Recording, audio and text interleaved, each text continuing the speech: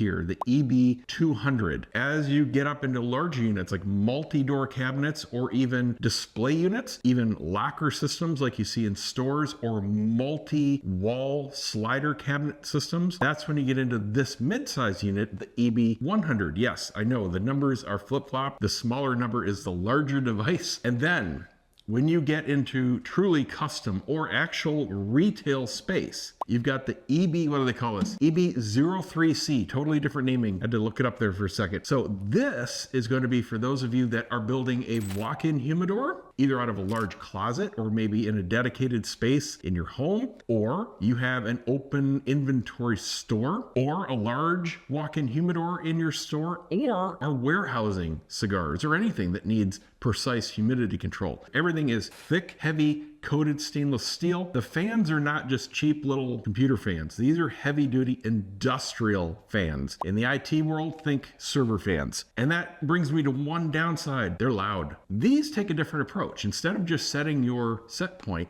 these allow you to both set the high and the low set points. So you can create your own range. If you want them to be exactly the same, I would not recommend that. You definitely want some off time, but you can make your range 1, 2, 3% RH, whatever you want to do. So if you want it to swing between, say, 70% at the high and 68% at the low and 69 at the high, you can do that. And it just cycles between whatever you tell it to. Such a simple innovation that nobody else, to my knowledge, has done. Well, they've done it. It does have a heavy duty electrical cord. That's how you get power in. They have a kit. Put in a water feed line, just like your refrigerator filter. This guy here, totally automatic, no manual option. It requires you to pipe in a couple different things. You've got a water inlet valve, you got a water outlet valve, which is your overflow if it accidentally overflows a little bit. I'm only talking humidity here. Your temperature control is still up to you. You still need to fully air condition your space, and it needs to be constant. Cigars do not like change. Think that way. But you stick this guy in, and note, you do need some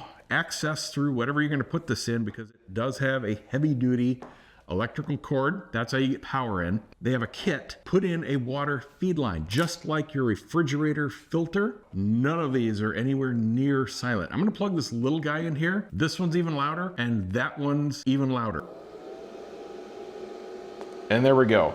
It's in between a whisper and a normal conversation level. In dBs, I'd say it's somewhere in the 40s, and it makes this tone.